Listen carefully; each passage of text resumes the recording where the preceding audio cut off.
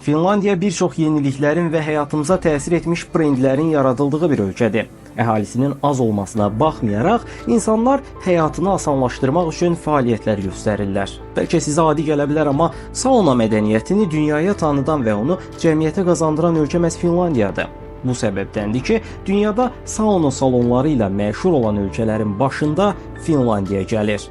Qarla örtülü, solğun, mavi məncərəli bu ölkədə saunada istirahət onların stres atmaq üçün ən böyük fəaliyyətlərindən biridir.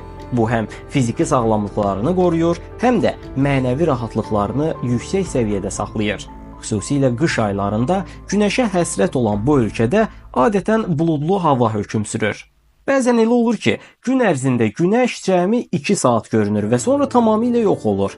Finlandiya əslində 30 il əvvələ qədər çox da diqqət çəkən və insanların böyük maraq göstərdiyi bir yer deyildi, lakin digər ölkələr daxilində çöküb yeni problemlərlə üzləşərkən Finlandiya sakit və davamlı şəkildə inkişaf etməyə davam etdi.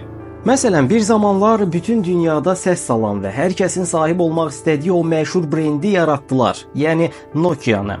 15-20 il əvvəl zənginin də, kasıbın da cibində olan dünyanın ən populyar telefonunu Finlandiyalılar icad etmişdilər. Bəli, Nokia markası Finlandiyaya məxsusdur. Bu marka vaxtilə ölkə daxilində o qədər məşhur olub ki, Finlandiyada Nokia adında bir qəsəbə də var.